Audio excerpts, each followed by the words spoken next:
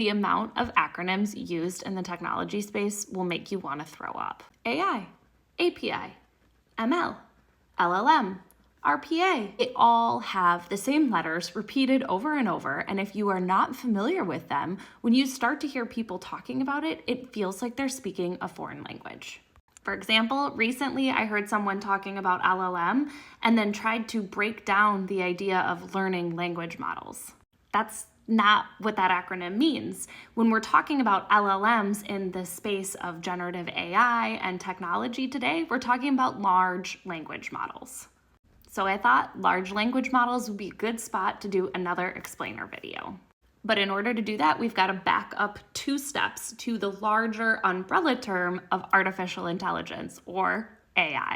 AI is really an umbrella term that we use to categorize the use of technology to mimic the way that the human brain thinks. One of the subcategories of artificial intelligence is machine learning, or ML, going back to all of those acronyms. Machine learning as a subset of artificial intelligence is mimicking the way that the human brain recognizes patterns. It's the subset of technology that we talk about when we talk about computers learning from data and being able to recognize patterns and put pieces together the way that our human brains do.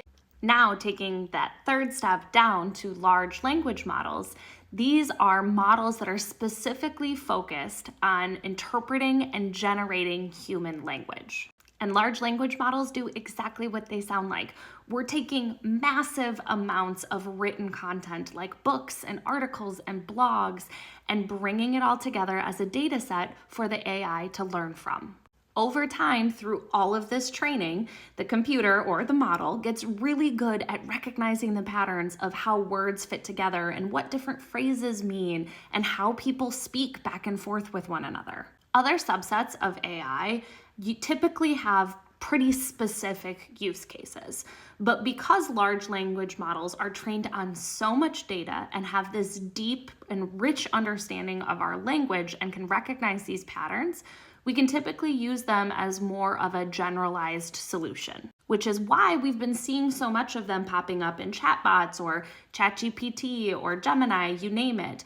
These tools are all powered by large language models. So this is where we start to see generative AI really making its way into the mainstream with things like ChatGPT. We can ask large language models to do things like translate a sentence for us, or write us a story, or be able to answer a question based off of the data that it's been trained on.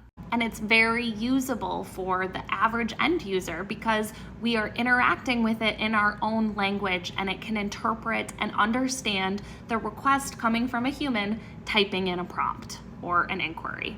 What other acronyms do you want broken down into a little bit more plain English?